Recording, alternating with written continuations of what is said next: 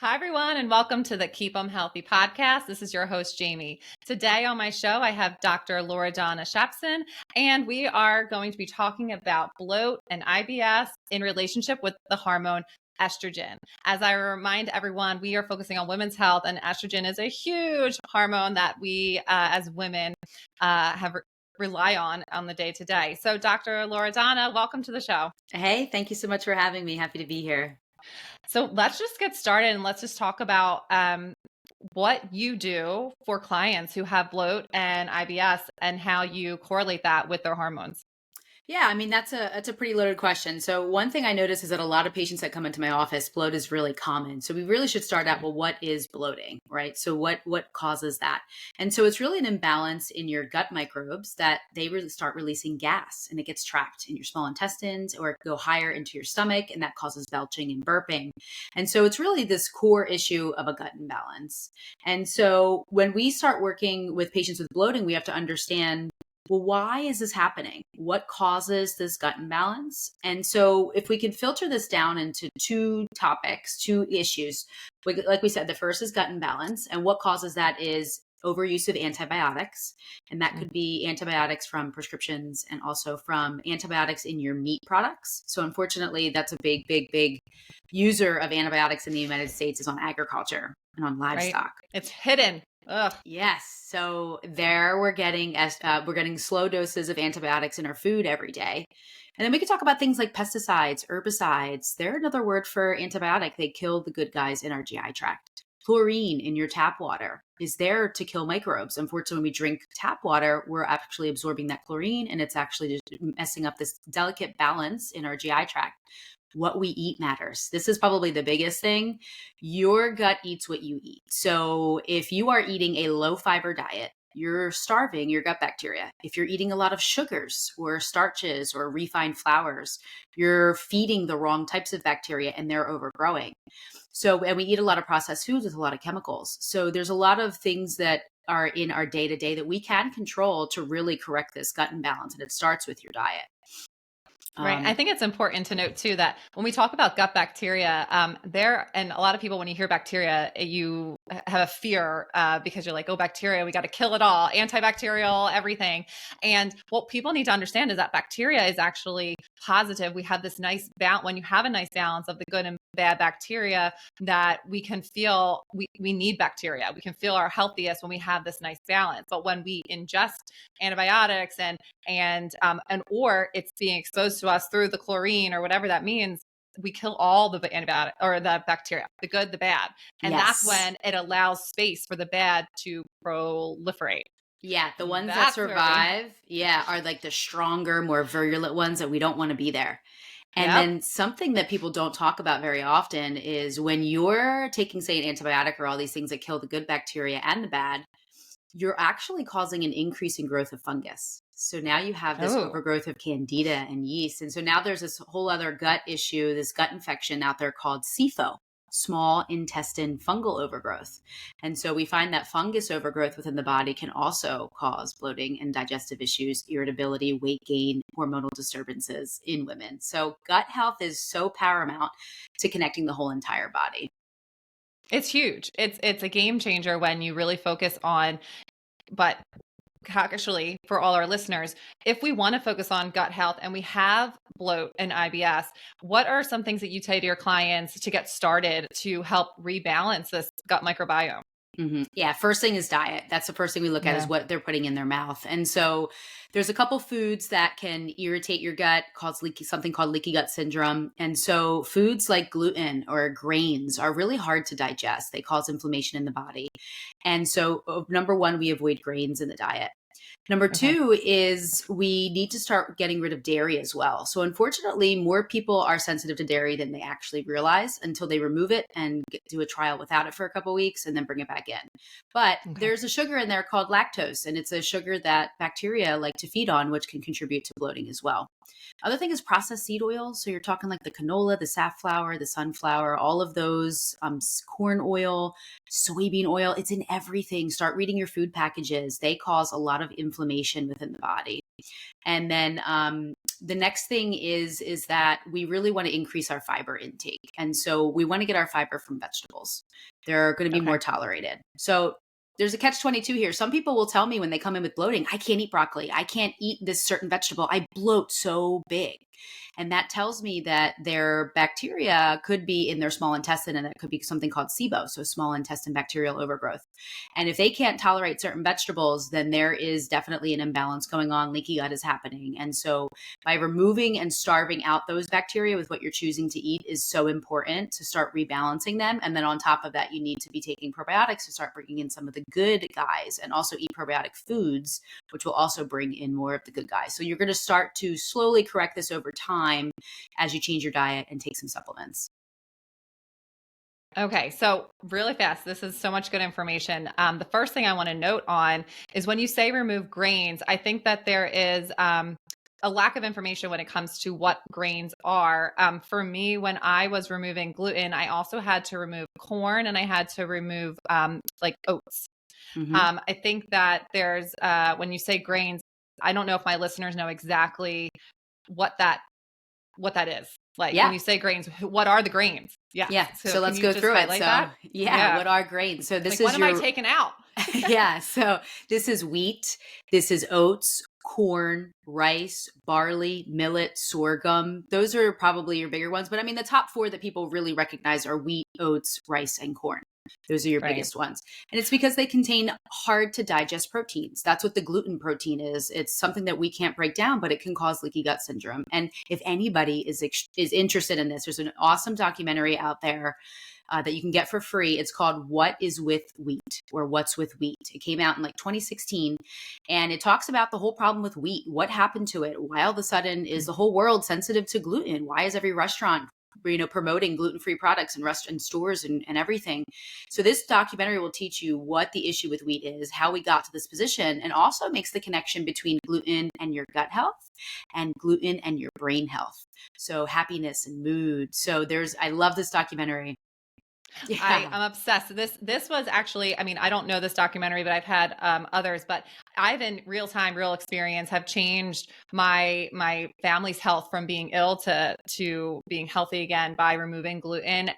But it's so interesting when you pull back and you realize that gluten has changed. And because a lot of other generations are like, we've been eating this like our entire lives. Why now is it making everybody sick? And what we realize that when you finally study and look into pesticides and herbicides and how they are keeping wheat proliferating, and to make the most that they can, they have to use glyphosate and all different things that are making us sick. And but that being said, gluten affects not only your stomach. It affects, you'll have symptoms with your skin, with your mood, irritability, all those things. And I think that's one of the biggest things that I would love for everyone to know is that you're not only going to change your sick stomach or your pooping issues. It's no, you could really change your moods, and that is huge. But gluten is something that I'm so passionate about. I actually have I have a one-on-one coaching about how to live gluten-free in Bucks County, just because of that. I have done this for so long, and it's hard to navigate. What's gluten? A lot of gluten-free products have a lot of other grains in it that upset other people's stomach. One of them that I struggle the most with is amaranth. There's amaranth in anything that's gluten-free, but I'm like, that is actually really harsh on my kid's stomach, and they struggle with that. And I wind up having to find some difficulty finding things that don't have amaranth in it. I have, so if you want to know what they are, you can reach out to me. But it's not as easy. You have to read, like you're saying, you have to read the labels, and it's not an easy song and dance, but we're coming a really long way. And that's why it's showing up in all the restaurants.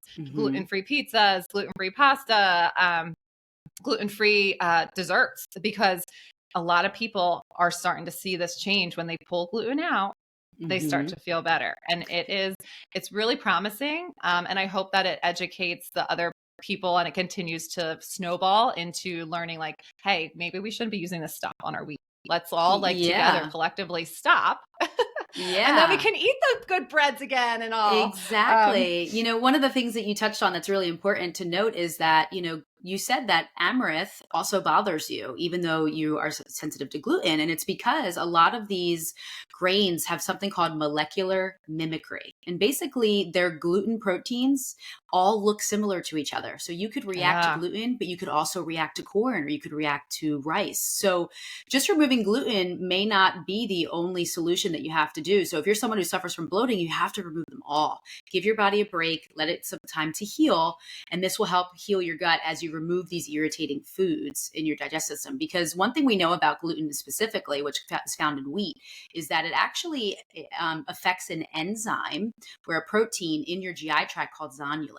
And have you heard of this before, zonulin? Yes. Okay, so zonulin affects the leaky gut syndrome. How leaky are things happening? Are things getting into your bloodstream that should not, or are they being excreted as stool? So we know that just by removing gluten, you're not going to be stimulating leaky gut. You're going to be preserving that part of your intestines. Right.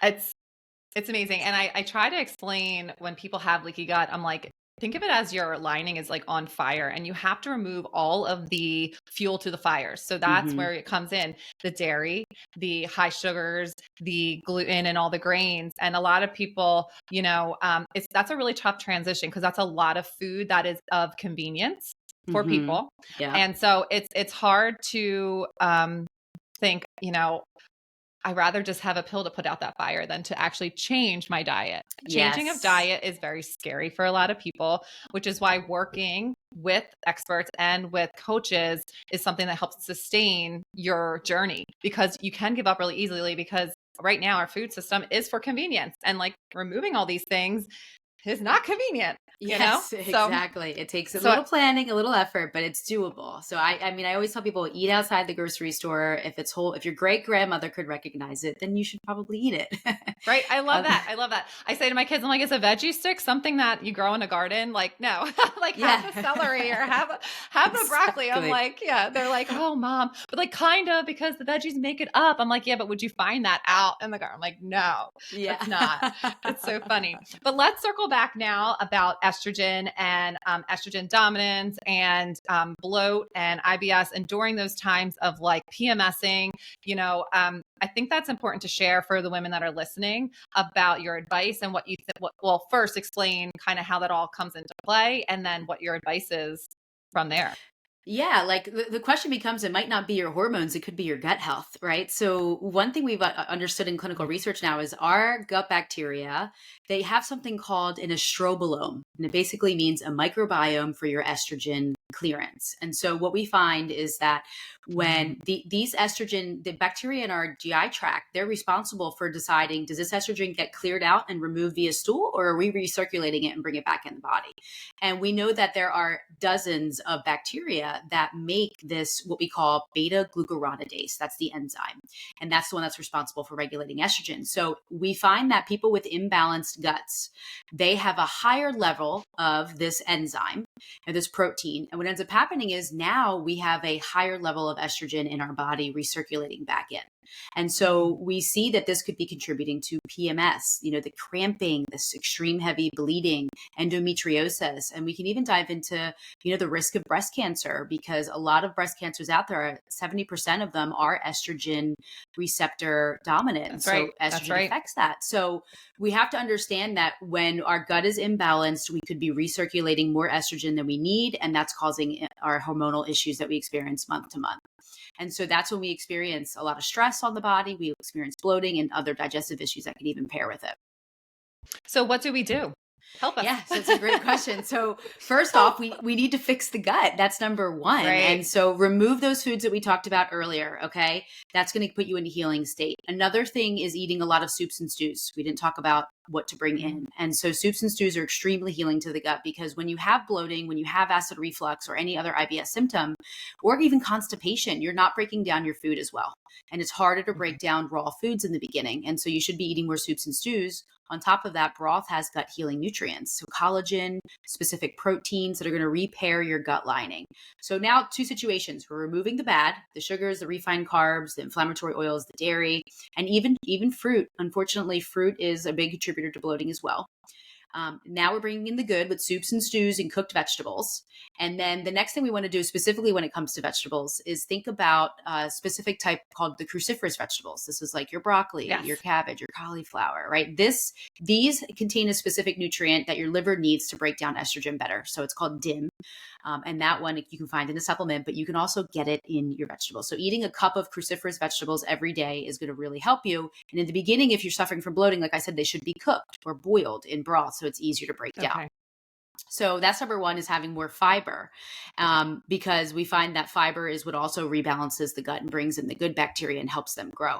So the next thing we want to do is, let me just pull up my You're good. Here. Take your time to cut this out here. Okay. It's totally fine. Yep. We're in business. Yeah. So there you go. So what we find is that removing the sugars is important. And then also alcohol we haven't talked about. Alcohol can cause leaky gut syndrome, and that can cause an imbalance of the microbes in the gut as well. So reducing your alcohol intake, especially in the beginning when you're experiencing IBS symptoms, is extremely important to 100% avoid it, because that's going to help. And the next thing is eating organic. We need you to avoid pesticides and those chemicals.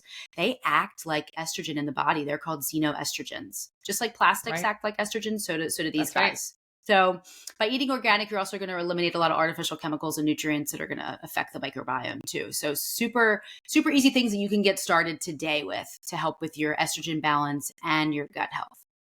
Right. I completely agree. And actually, I have a soup literally in my crock pot right now. So it makes me feel really good. Like, I'm ahead of the game today. It's good. But that being said, I have had conversations with my sisters and all, and I eat a lot of vegetables, but I had to rebuild my gut after some issues prior. But that being said, they would always be like, how do you do that? I would stink up the place. And like, I would be like so bloated. And I was like, you have to get to a point where your gut microbiome can break that down. But in the beginning, you're right. It can't. You will have issues. And so, making them in stews and doing the bone broth and all of that is really super helpful. And I like what you said about the fruit too, because that's a tough one, because you're thinking, well, it's natural sugar. It's not like, cane sugar or anything like that. But when you're making this transition, you're not trying to feed the bad microbiome, or the bad microbacteria. So you're trying to, and sugar feeds them, right? So you're trying to pull all those things out, get more fiber in, and you'll see such a difference in your PMS and in your symptoms.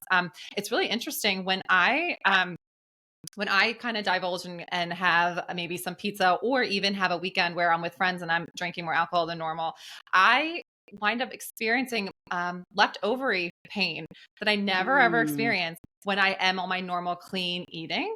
And it's such a reminder to me that what I put in my body really matters. And so that being said, you can really make a difference in your own health by just making these changes. And it seems so overwhelming, but once this becomes your lifestyle, it really isn't overwhelming. And when you start feeling the benefits of, like, you don't have severe periods, you don't have the pain, you don't have the cystic acne. I used to have cystic acne on my neck, but when I pulled out the corn and the wheat and the oats, I got rid of my cystic acne. Wow. And all of a sudden, I'm like, this is amazing. So you really can use the food as medicine for yourself.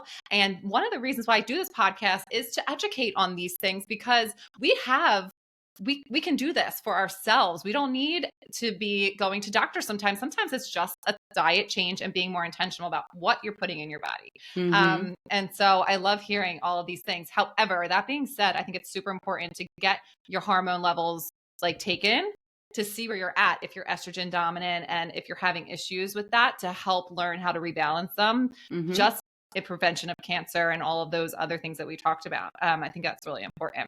Yeah, always good to see where you're at. Get a little thermometer on what's happening currently is very, very important. Yes, or have a baseline.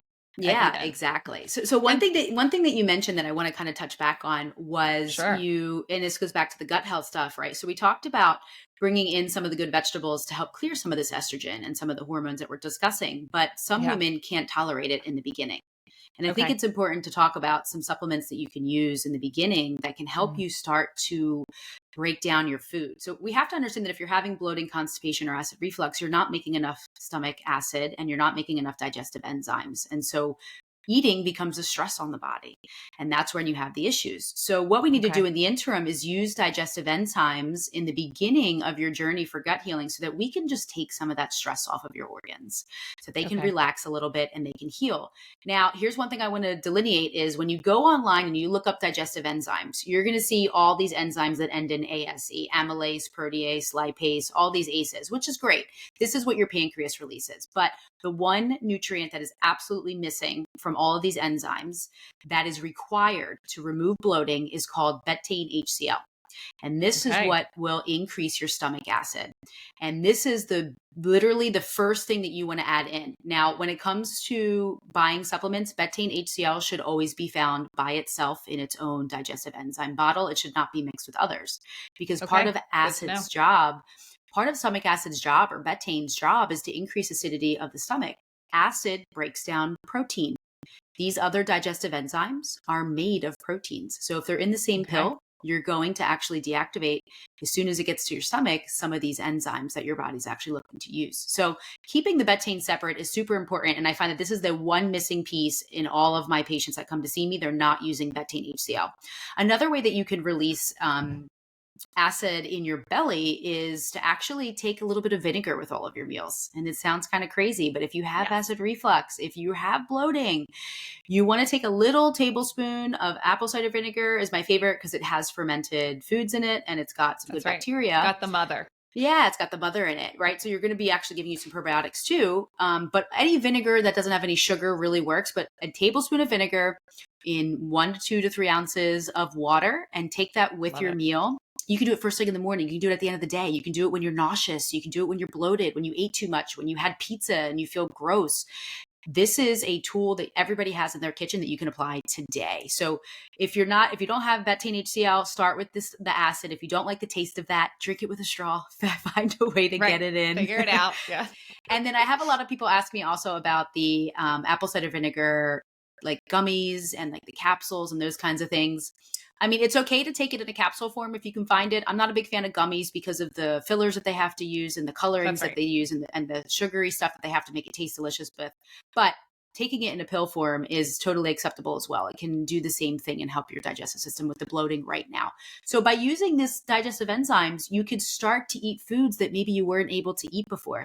This is important because especially when it comes to vegetables, because now you're bringing in those fibers, you're helping your body to break it down a little bit better and all the other nutrients that come with it. And then now your gut bacteria, the good guys, get to feed on the fiber that they're looking for and aching for and itching for. So it's a slow process, but it takes a couple weeks. Right. Well, so that's important to note. Anytime you make a lifestyle change in diet and all, you have to give your body some grace and that it's not going to be day one where you're going to see this ultimate, change of all symptoms. But the other thing that I want to talk about too, it's just so interesting when people have acid reflux or they're having, they feel the acidity to put apple cider vinegar. It almost feels like the opposite of what you're supposed to be doing, especially when a lot of people, you take like calcium Tums or things to try to neutralize it. But what you're saying is that you actually want more stomach acid to break these things down to pass them through. And so that was a really important tip. And I do start my day with apple cider vinegar and water. I just feel like I'm like a top student for you. I feel like A for the day. I'm doing great today. I got my soup going. I do my apple cider vinegar. But I'm also obsessed with I just feel like if I had a report card, I would get an A. Yes. But that being said, my whole day is complete. But that being said, I love that I'm able to connect with you in this way in that I have a passion for the microbiome because it has served my family. And so I love the work that you're doing and shedding light to your clients and your patients and saying like, hey, like I can help you. And you have some of these tools at your fingertips that you don't even know that's in your kitchen already. I mean, that's really powerful. And I appreciate that. So for us, when it comes to the estrogen and all, and you talked about the vegetables, and is there anything else that we can be doing to help our bloat, maybe movement wise, or, that's not diet wise that you could recommend? Yeah. So, I mean, like we said, the biggest issue is the gut imbalance. So while your diet's going to help you not to feed the bad guys, but now we have to bring in the good. So bringing in a probiotic supplement can be extremely helpful. And so when we look at probiotics, there's 3 different types of probiotics out there that we can funnel them into. And one is called a spore-based probiotic. The other Spore-based. The Okay. other is a bifido-lacto blend. It's kind of how they're kind of categorized. And the other Okay. is actually a probiotic yeast called Saccharomyces boulardii. Okay. And all three of these have been shown in clinical research to reduce bloating, to rebalance the gut, especially the bifido-lacto strains. There's most studies on those for Okay. women's health, especially when it comes to estrogen and even like Oh, our vaginal health, which we didn't even touch on yet, like UTIs.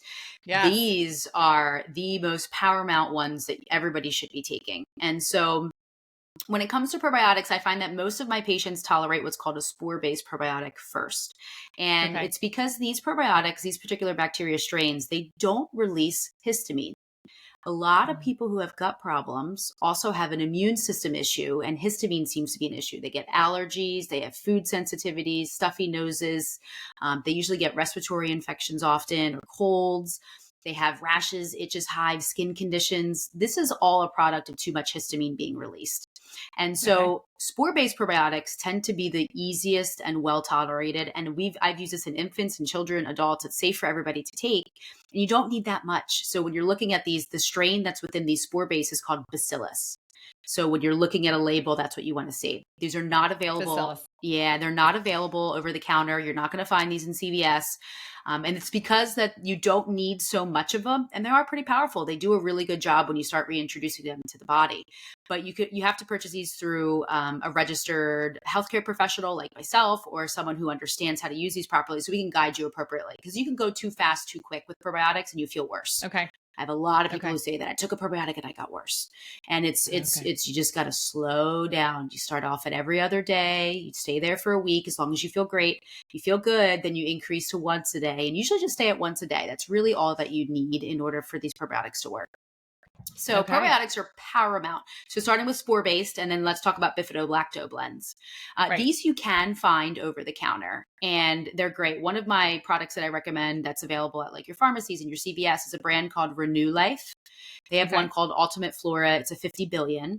Okay. And obviously we're talking about women. If you go towards women probiotics, that's very important for you because they contain more of what's called the lactobacillus strain. And the lactobacillus is what our vaginal microbiome needs. So this helps keep our vaginal health up to par. This is so good. Yes. Yeah. I love it. Okay. So that you can't find over the counter. Again, you don't have to pick a high. People always ask me, what about the billions? How much do I take? And so when we look at clinical research and studies that look at all sorts of conditions, when we look at the average dose of probiotics used, it can range. Well, let me tell you the range first, from 10 billion all the way up to 100 billion. So that's why Oh, in the yeah. marketplace, you're going to see all those varieties, 10, 20, 25, 50. It becomes overwhelming to see all these numbers. But when we Yeah. really take the average of all of those studies, what we see is the average dose is about 25 billion. So that means some are below that and some are above that. So, because that's what the average means, right? So, when you Right. take a probiotic, I find that taking less is going to be better, especially if you're new, so that you can start to rebuild slowly over time. But the most I would ever take is 50 billion at a time. I find personally myself, I had my own gut issues. When I took 100 billion, I felt awful. I felt headache. I had a It's too headache. much. It was just too much. My body was it was basically detoxing too quickly and too fast. So, Okay. I find that with myself and with my patients, 50 billion is a good place to start. Even 25 billion is great. And you would just take that every day. But like I said, you start slow every other day for a week, and then you go up to once a day thereafter. So just consistency is the key here. And taking it every day is very, very important. Okay. And for Renew Life, I feel like I've seen that in the refrigerated section. Are these ones, I know the spore based don't have to be refrigerated because they're a spore, but Mhm. for the bifida lacto ones that you're talking about for the women, especially, Mhm. are these ones, do they need refrigerated? I would say follow the package instructions. If it says to be Okay. refrigerated, you can, but you don't have to. If it's you don't have to take your probiotic and put it in the fridge when you get it at home. And say, for example, maybe it is refrigerated and you leave it out overnight. It's not the end of the world. You're still going to get Okay. benefit. There's a lot of studies that are out there now that are coming out that are showing that even heat killed probiotics still offer benefit. So Interesting. Okay. regardless of refrigeration or not, you're still going to get benefit. So don't be discouraged by any of the Okay. restrictions there. Okay. Good to know because that was something that I was unsure of. Okay. So Great. So we have for the women, the bifido, lacto, and then we talked about the spore. And what was the last one? The Saccharomyces boulardii. So that's it. Yes. yeah. So if you're somebody who experiences a lot of bloat and cramping and abdominal pain, bringing Saccharomyces boulardii in is a great product. And again, once a day, all you need that for. And usually you see benefit within 2 weeks of starting it. Your bloating will go away, symptoms improve. Great. And one thing we should talk about too is the length of time that you should be on probiotics. I think that's extremely important because I have a lot of patients who show up in my office and say, I tried a probiotic and it didn't really help me. I don't feel better. And it's because they don't give it enough time. They try it for a couple of weeks and they stop it. What we're seeing in clinical research, and this is over the past 5 or 6 years, is that peak benefit is seen at about 2 months of taking it consistently every single day. Okay. Some studies are showing 3. We talk about blood work, PCOS, all of that is 3 months. And then when we talk about certain skin conditions, especially in children like eczema, we've seen studies show as long as 6 months. And then for vaginal infections, for women, we see as long as a year. So what we're finding is the longer that you take it, the better. So don't give up on it and just stay consistent. But see, that is so tough for our culture. What do you mean? We're a pill popping culture. What do you mean? This is like, but they want that pill that like, bam, it's done. We are fixed. We are healed. So for someone like me, I believe and I trust in that knowledge and the building and the, what you're saying and all, but,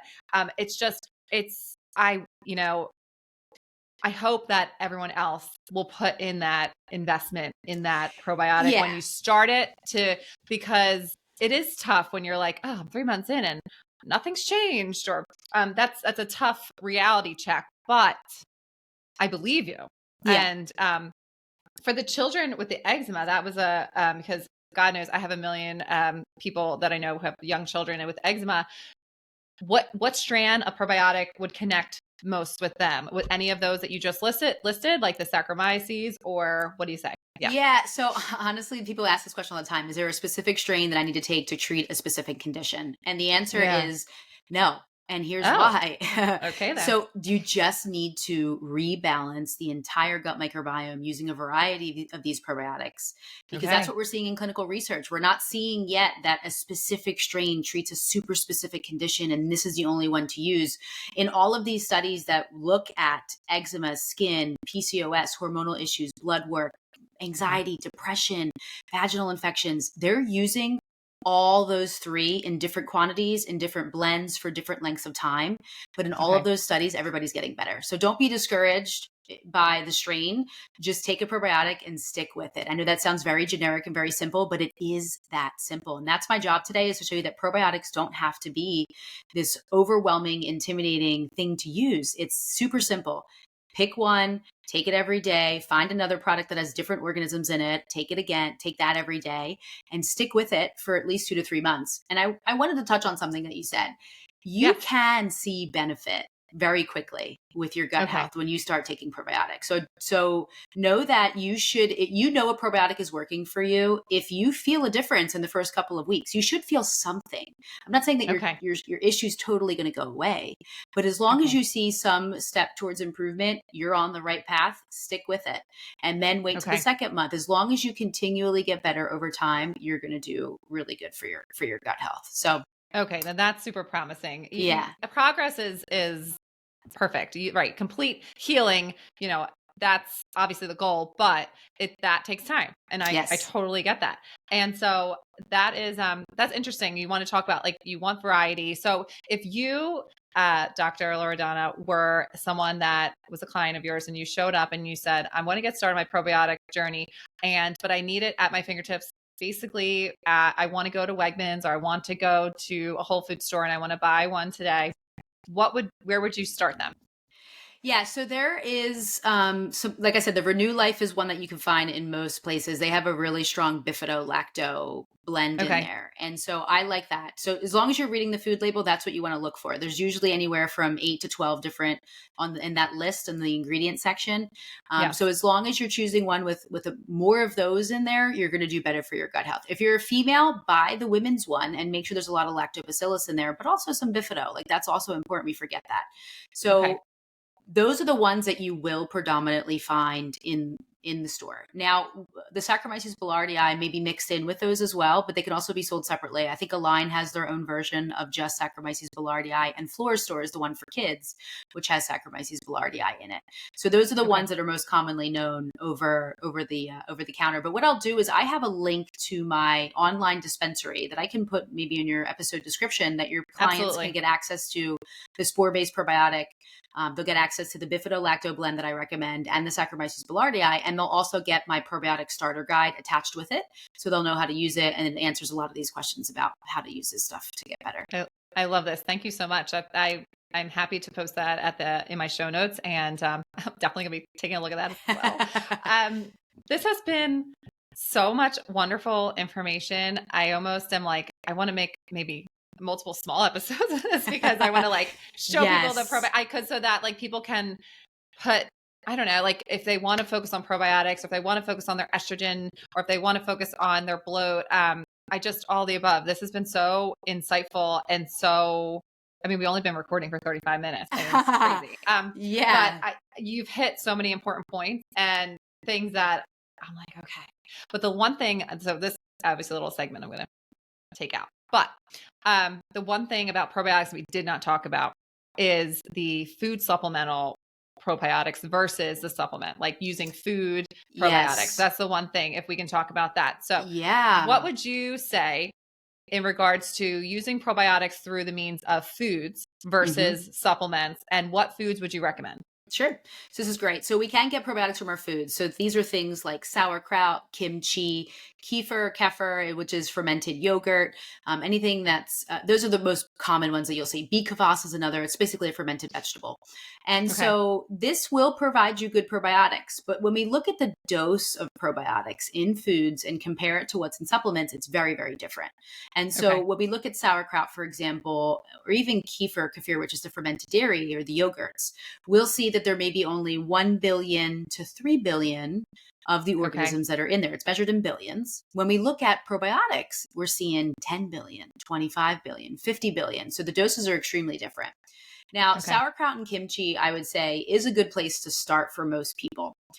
This is going to say, this will start slowly bringing in those lower doses at a time. But again, you also have to eat about a cup's worth amount to get that 1 billion to 3 billion. So you see, you still have to eat a lot of that. And a lot of people will start at taking a tablespoon or two at a time and see if they can tolerate that. And as long as they can, will increase over the next couple of days to see if their body likes it. But you could certainly start with sauerkraut or kimchi. Those are my two. But kimchi for some people is super spicy. So most people may not like it. So that's one thing to think about. If you have bloat, you know how we talked about vegetables being kind of difficult on your stomach, and you're starting this process, do you see a lot of people having trouble with sauerkraut on their stomach when you first get started? I see both. People do great and people have issues, and it's a 50-50. So let's explain why. So one, fermented foods actually makes food easier to digest. So you're actually going to break down the nutrients in the vegetables much easier. It's going to release enzymes. It also has something called lactic acid in there, which increases the stomach acidity. So it helps you break down your food as well. So there's a lot of benefits. Where people have issues with fermented foods, and I see this frequently, is because the bacteria strains that live in the fermented foods can also increase the release of histamine. So I have a lot of patients who can't eat fermented foods at the start because of this histamine issue. And that tells me if you can't tolerate a fermented food, that tells me that your immune system is in overdrive. It is extremely inflamed. It's got leaky gut going on. It's very angry. And so what we need to do instead is avoid the fermented foods for right now. And we need to bring in the spore-based probiotic. The spore base, like I said from earlier, is not a histamine forming solution. So it's very well tolerated. You're going to want to stay on that for about a month. And then you can start to try to see if you can tolerate fermented foods at a tablespoon or two. If you can, that's great. That means your gut started to rebalance. Your immune system started to calm down. You can tolerate more foods, and then you'll definitely be able to tolerate the Bifido-Lacto blend of a probiotic in your diet as well. So then that's when I would bring in the Lacto Bifido, and you'll be on 2 probiotics for the next month together. Okay. Oh my gosh. And that's such a great feeling. You feel like you graduated up. You're like, oh, look at me. Yeah. I can now take the other ones. I don't have to go so fast. Yeah. You know, I can tolerate sauerkraut. That's funny. One thing I didn't mention is like the gut heals itself and realigns itself every 3 to 5 days. So just by Okay. changing your diet for a day or two, you can see gut changes and you can start feeling Great. better. A lot of my patients, when they start the digestive enzymes and we help them poop more, I mean, within like 2 or 3 days, their bloat is reduced by 50%, 60%. Wow. And then, Great. so within 2 or 3 weeks, it's almost non existent. So trust me, like if you do this, you can heal very quickly. Be really good about avoiding the foods that bother you. Take your digestive enzyme with betaine in it. Make sure you're pooping every day. And then you want to also bring in the good healthy foods like the broths and the soups. Take your probiotic supplement to start with the spore and then build up to the lacto-bifido. I love it. Thank you so much for all this advice. And everybody, please check out Dr. Loredana's website. And all of these links will be listed under the show notes. So please check that out. And the other thing that I wanted to mention is Dr. Loredana is local to the Bucks County area. She's in Newtown. And so for all you listening out there, if you really connect with her today and are connecting with what she's talking about and want her to coach you through this, she offers so many different services. I would really encourage you to check out what she's doing. And Dr. Loredana, I just want to say thank you so much for today. And we have already talked about another episode because we just sync up in this geeking out of the microbiome and gut health. And I'm so grateful to find someone who, just has the same kind of passion towards it, even though most people think I'm crazy. So anyway, that being said, thank you so much. And it's time to say goodbye, I guess, sadly. Yeah, I guess, can I share a little bit about I got some free gut health information that people can access online. So I have a YouTube channel. Please check out my shorts. I have some mid-length videos and long videos there about gut health, about what you could be doing right now. So check that out. It's at LifeMod Solutions. That's also my Instagram and Facebook. And I also have a gut course online. It's Say Bye-Bye to Bloat and IBS. It's a 2-week online program. It's going to take you step by step through everything that you need to do to fix your gut, plus give you access to all the supplements that I talked about today. And it's a nice, structured, laid out plan that's easy to follow. So you can feel better within a week of starting this program. So check out my Bye Bye Bloat and IBS course. It's on my website at lifemodsolutions.com. Awesome. Thank you so much. And as to all my listeners, as I always say, you do you, stay well, and keep them healthy. Okay, so I'm going to stop recording. Okay.